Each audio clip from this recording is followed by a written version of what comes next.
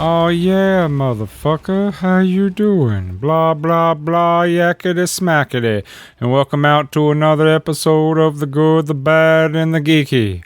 Oh yeah, you know what goes good with The Good, the Bad, and the Geeky? Besides a nice cool glass of OJ? How about heading over to PackRatComics.com? That's right, you can go to PackRatComics, and get all the cool comic books, board games, and more. It's a family-owned store, and they're the winner of the 2015 Eisner Award. Ain't that wild stuff? And if you also like books, or if you like podcasts like this one, you can check out audibletrial.com/goodbadgeeky. Throw a little green our way and get something cool in return. There's over 200,000 titles to choose from. Isn't that wild? That's just wild, man. All right, Nick, it's up to you, buddy. Oh, thank you. Thank you, weird random guy that I have no idea who the fuck you are. That's right. Keep walking. Okay. I don't know. I just thought I'd have some random guy just open up the show. But he's right, though. He did the rest to it. So thank you, stranger gentleman. Yeah, whatever. All right. Now it's time for the shit I do. The Ultimate Teenage Mutant Ninja Turtles. Go to utmnt.com or check out our podcast, the Rocky and Bullwinkle podcast. That's the one. It's the magically unauthorized misadventures of Rocky and Bullwinkle. And it's a really great show. I'm really excited, and we're actually gearing up for season 2.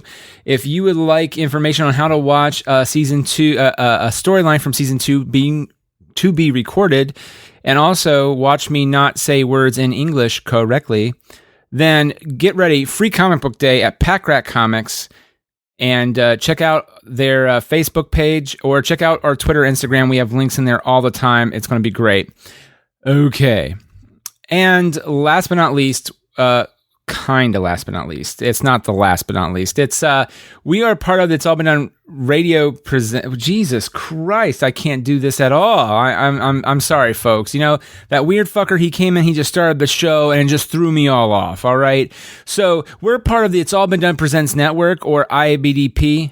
Yeah, you know me. And speaking of the IABDP, It's All Been Done Radio Hour, a modern scripted comedy show in the style of old-time serials, is the flagship of the IABDP network. Their next live performance is Saturday, April 8th at 5:30 p.m. Admission is $7 for adults and $5 for seniors and students. Get your tickets now at madlab.net/tickets. Past episodes are available on the podcast, and it's all been done anyway. So check out It's allbeendoneradiohour.com or www.iabdpresents.com. Now, this is almost the last but not least. Sketchy Sex is a show that I am a part of along with some of my It's All Been Done radio crew, and I've been, with 3 of us, have been graciously asked as part of the main Mad Lab ensemble to help out. And it has been truly a gas for all of us. And not the stinky kind, but the really nice kind that makes you laugh like a hyena. Ed? That was my Lion King reference. You're welcome. But Mad Lab, though, is back with their first sketch comedy show in almost 5 years. And as of today, March, written by their ensemble, is everything you wanted to know about sex and some things you probably didn't.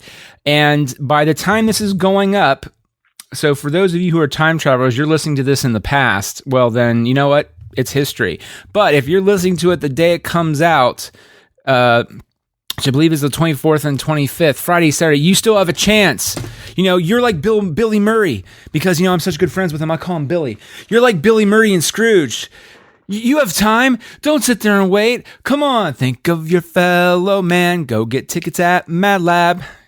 Get a little comedy in your heart. Tickets are $10 at Mad Lab members, $13 for student and seniors, and general audience members are $15. Okay, now for sure the last but not least part.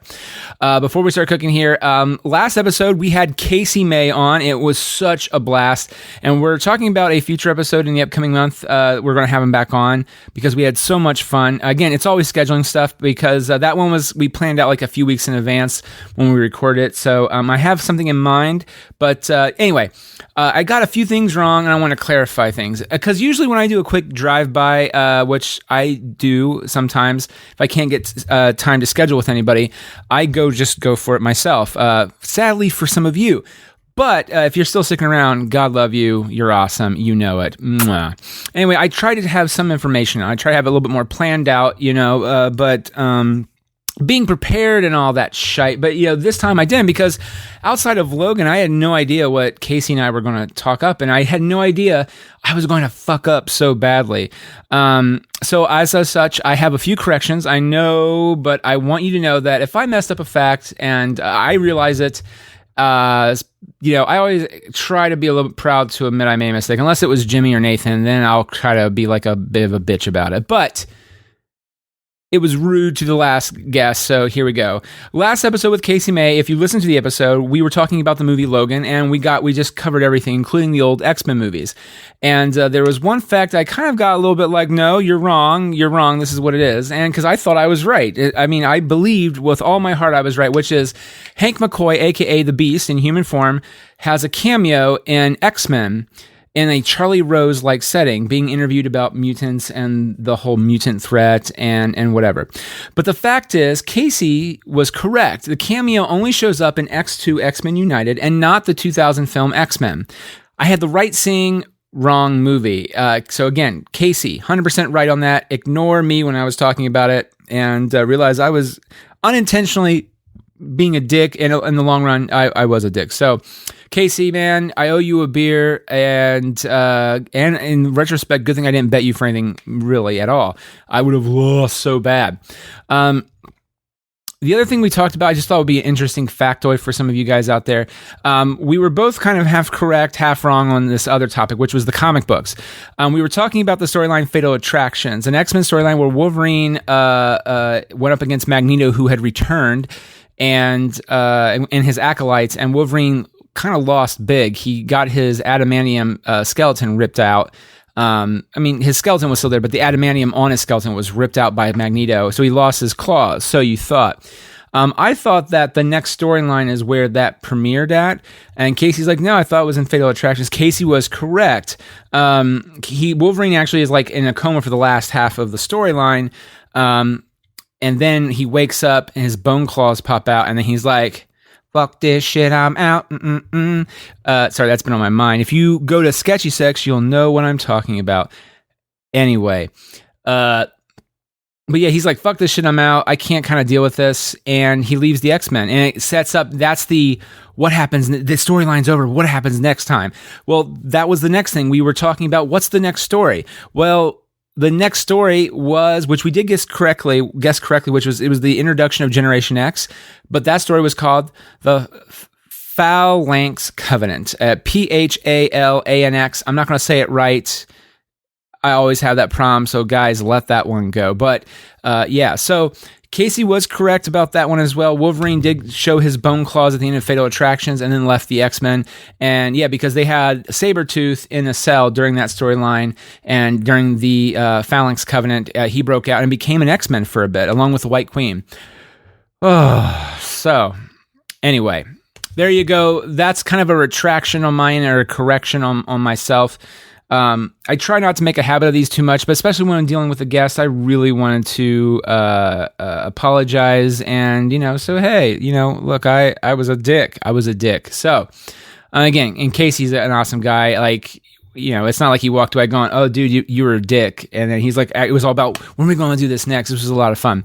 So, anyway, now let's get to the news you don't care about before we really get into our main topic tonight on the Good, the Bad, and the Geeky. So the news you probably don't care about, but I kind of do. I've not seen the show yet. I feel so stupid, but I've not seen Legion on FX, and which is good though, because season 2 has been ordered. The show is created and show ran by Noah Fawley, who is the showrunner / creator of FX's Fargo.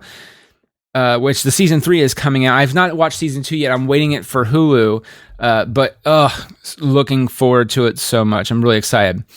For those who are fans of MST3K, or for those simpletons out there, Mystery Science Theater 3000 as of March 15th, the first season of this classic show.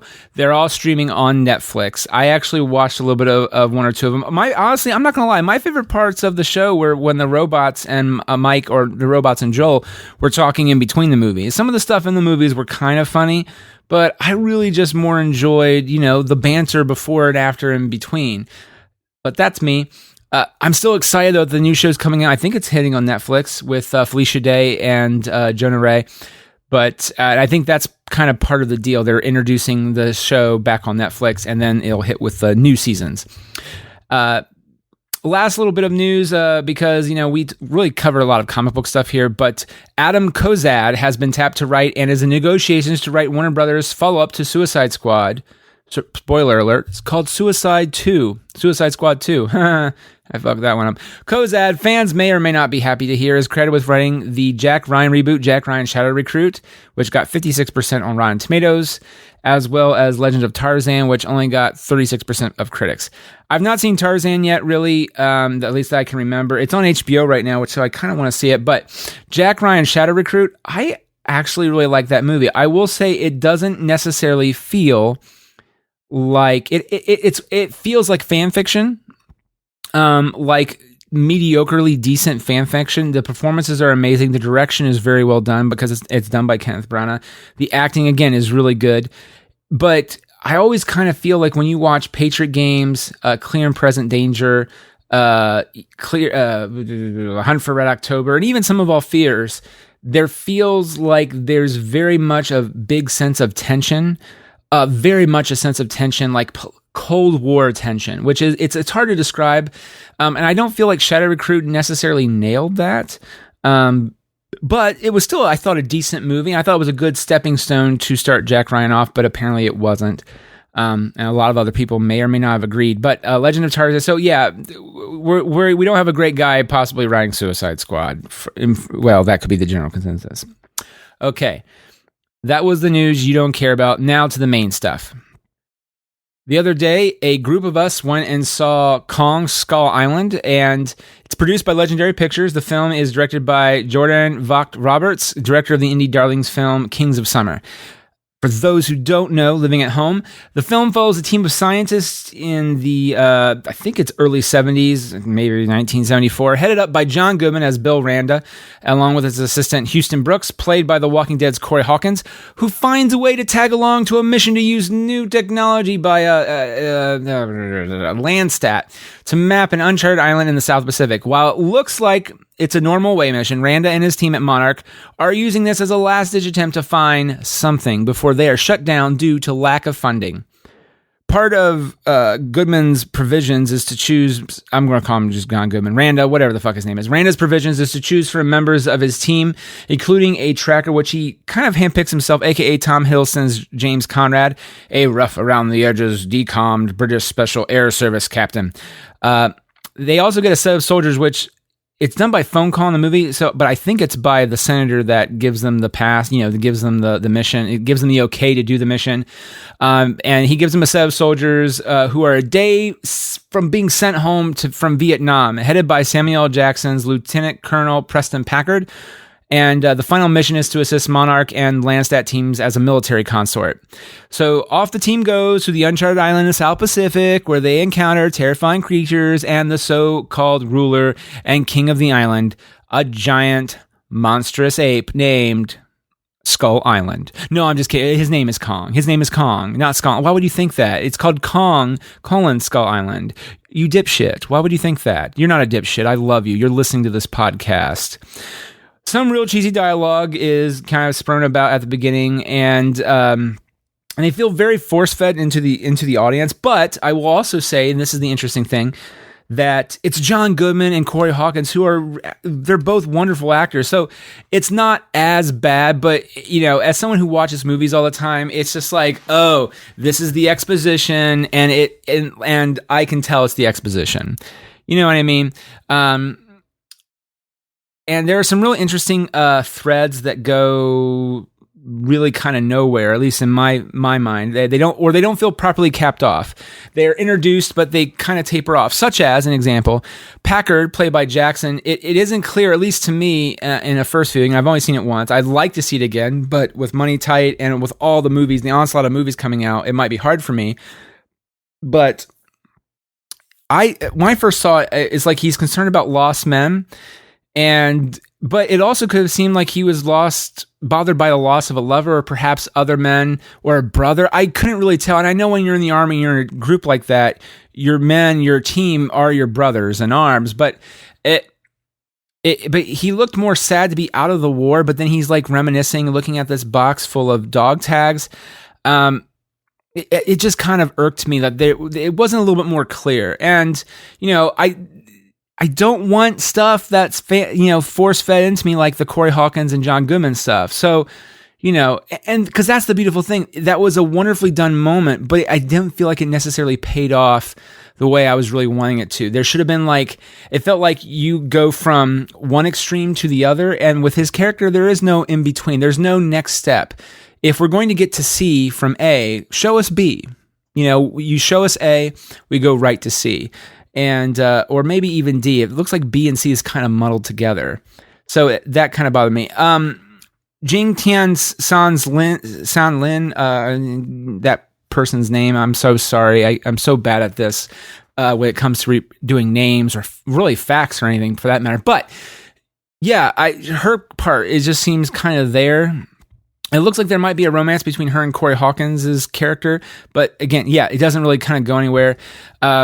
The scenes, well, that's not true. If you watch it to the end of the credits, which you should, then it will make a little bit more sense. But the scenes of the men together at the very beginning of The Military Man feels very forced. The only one that kind of seemed natural, and maybe it's just because I've seen him as Eli Thompson in Boardwalk Empire as the chief in Agents of S.H.I.E.L.D.'s first season. It was not Eli Thompson, Shea Wigham. I think I'm saying that right. He played, again, Eli Thompson, Boardwalk Empire. He was so good. And, but the dialogue felt very stilted. And again, it kind of bothered me a bit because it didn't feel supernatural, I guess. And maybe if I watched it again, it wouldn't bother me. But those are my first thoughts watching the movie. So some other thoughts. And this is just me spouting off random facts about the movie. Because again, if you didn't know this already, there's fucking spoilers here, people. Of all the deaths I didn't like, but it was fucking amazing, John Goodman goes out like a champ. And again, one of the coolest deaths and fallouts from that death I've ever seen. He is holding a camera and the bulb doesn't work. And then when he finally hits it a few times, he goes, "Oh shit me." And then that skull monster eats him up and with the camera, and then the flash just starts to go. And so even though it's fog, you can see the monster, you can hear it and see it. They have a better sense of tracking it, but it's still eerie as shit because you don't know how delayed the photosynthesis from the light or whatever you want to call it, the flash bulb going off is, oh man, so intense, so good. There's one point at the very end of the movie where Conrad and Weaver, aka Hiddleston and Larson, they're in the film, in the final part of the film, they oh, you're okay, you got thrown around, but Kong protects you, and it looks like they're about ready to kiss. It's very kind of lovey-dovey. It looks like maybe an alternate take or something, and they didn't go that way, and you're like, okay, cool, but that felt kind of cut out. I will say I was very pleased that they didn't go in that direction. That's usually how these things go. John C. Reilly's in the film. He plays Hank Marlowe, an eccentric who is that way because he's been stuck on that fucking island for over 28 years. He's actually one of the best parts of the movie. And I will say the other best part, but also I wasn't expecting, was the fact that the film is eerily violent, shockingly violent for being a PG-13 film.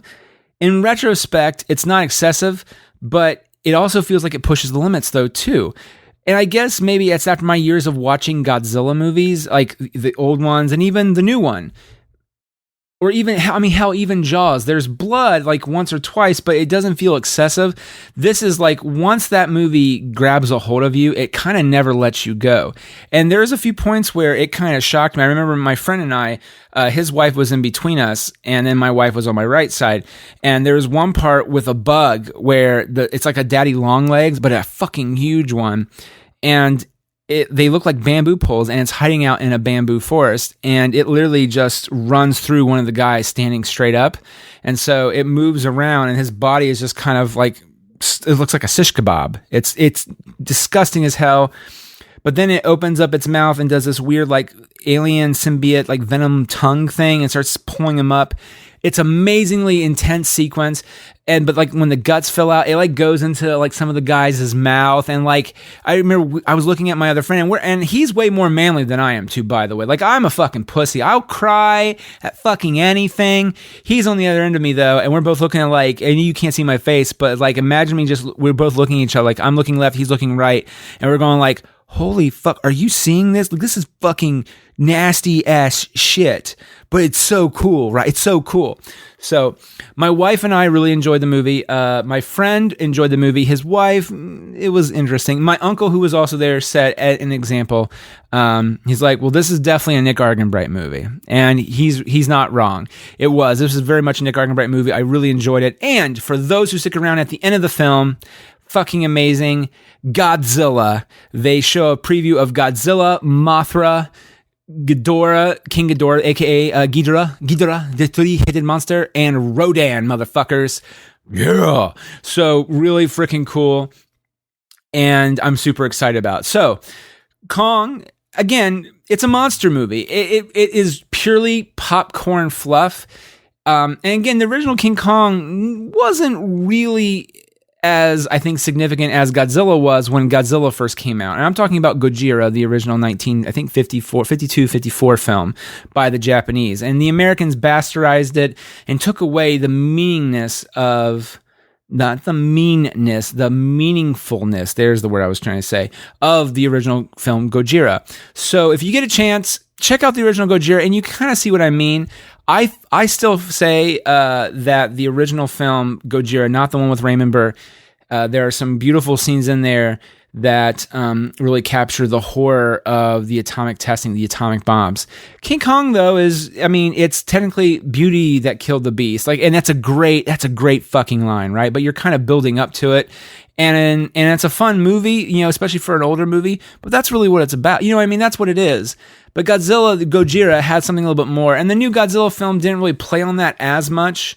There was talk of nuclear energy and stuff like that, but it was more like Godzilla's a protector and stuff like that. And it was just, I don't know.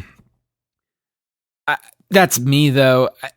And again, I like that film a lot, but the human stuff was very flawed. And usually in these monster movies, the human stuff does kind of, The human stuff in this one I felt was very hit or miss, and in Kong Skull Island, I should say. And so, as long as you go in enjoying these like monster movies or popcorn summer films anyway, Kong Skull Island is definitely up your alley, and I think you will really love it. It harkens back to, I think, the end of the 90s, like 97, 96, 97, 98. Those were summer films, you know what I mean? That really took what Steven Spielberg did back with Jaws and just amplified it to an 11, you know what I mean? So this kind of feels like that. And it's a lot of fun. And if you can get through some of the clunky dialogue and just force kind of little scenes at the very beginning, the moment you hit that storm cloud that's protecting the island of Skull Island, the movie grabs hold of you and fucking never lets you go. And it's that good, that exciting, and that raw. All right, guys, enough of me rambling. I've been talking. If you have thoughts on this, let me know at goodbadgeeky@gmail.com or on the Tweety Bird at goodbadgeeky or on Instagram at, spoiler, at goodbadgeeky. We also have some people listening to this on YouTube.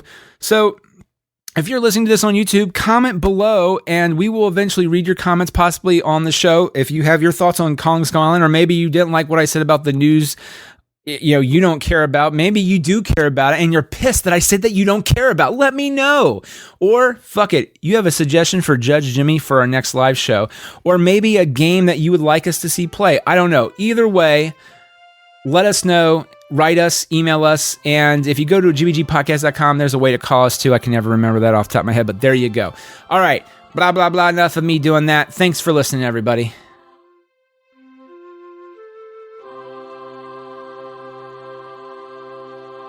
Get out of here without cheese! You're a creep! Go away! We're having a good time until you start up, cheapers! Go have some coffee with cream or something! Because I'll tell you something! This is a happy place!